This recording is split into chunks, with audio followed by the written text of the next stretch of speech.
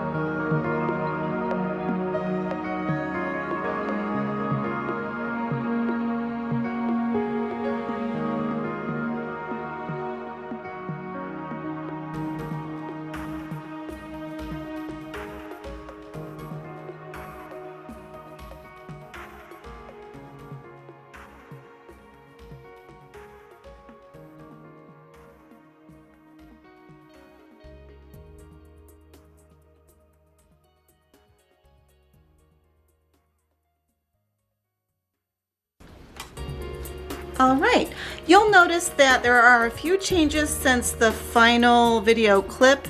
Sometimes my camera would turn off without warning and I didn't always get everything, but I did decide to change up the flowers. I thought the green ones disappeared, so I put the golden ones on top, and so those show behind. All right, I'm gonna go ahead and give you a little tour of what I used. So for the first layer, I did the collage and I used Mod Podge for my adhesive and a variety of books. I used dictionaries and cutouts from other books, and if you watched the video for, I think it was the January 14th workshop, you can see more of the pieces of what I used, because I started this in that video, and I actually have it live workshop, so you can hear everything about that. And then for the next layer, I did some texture, and I used a few different texture mediums. So I used the super heavy gel gloss, and I mixed that with some sand from the beach.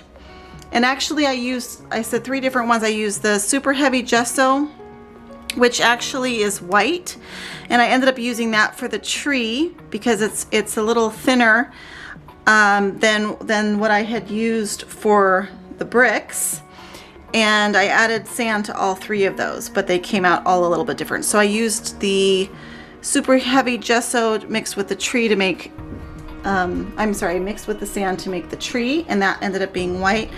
And then I used the flexible modeling paste and sand for this side, and then I used the gloss super heavy gel and sand for this side. And so I just got different textures, and those are both by Liquitex. All 3 of those are by Liquitex.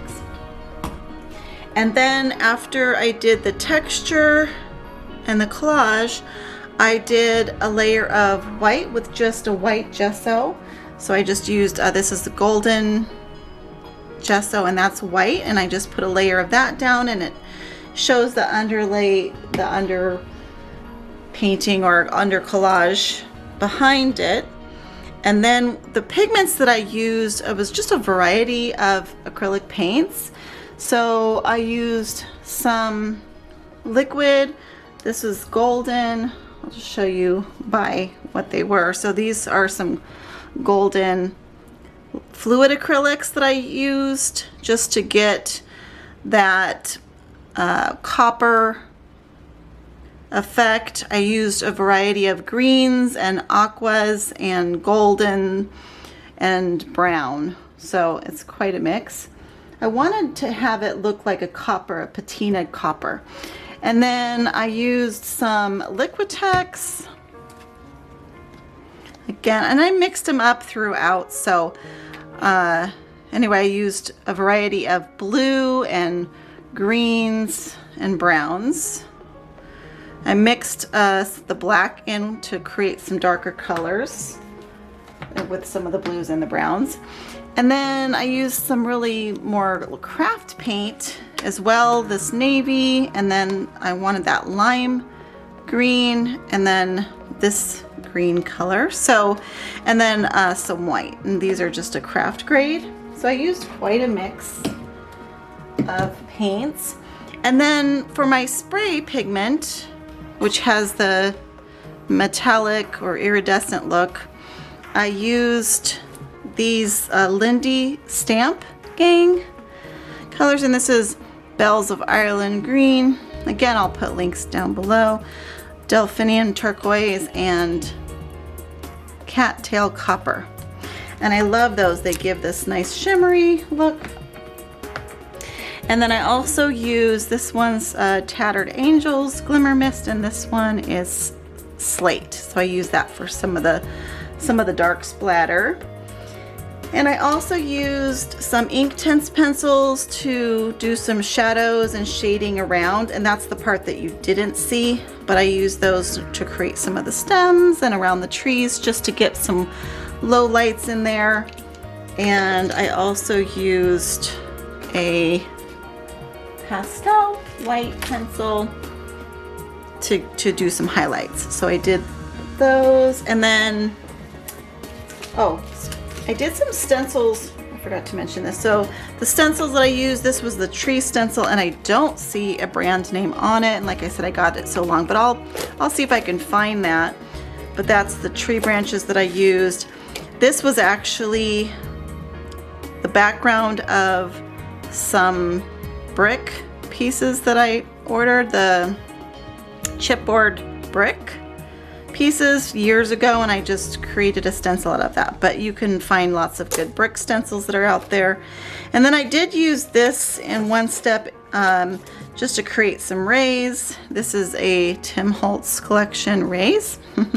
So, and then for the die cuts, I used some thin, I think these are Sizzix Thinlits, I believe. So I used the butterfly Thinlits, and then I just used, this is a Stampin' Up.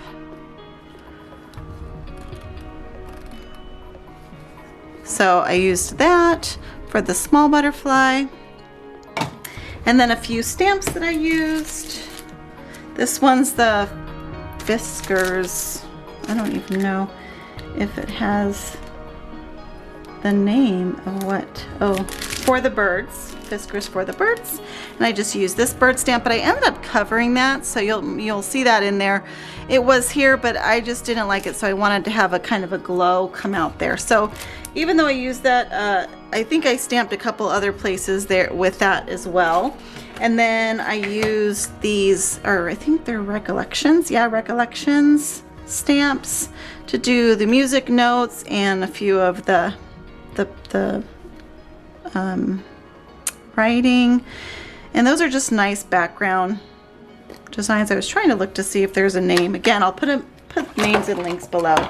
And then to write out, let's see, did I use this one? Oh yeah, to write out vision, I used these, and this is Hero Arts letter stamps. And then I also used these foam stamps to write out peace, and I don't see, I just trim everything down and get rid of packaging, so I'm not sure exactly the brand, but like I said, if I can find it, I will put that online. But this is what those look like. They're just basically foam letter stamps.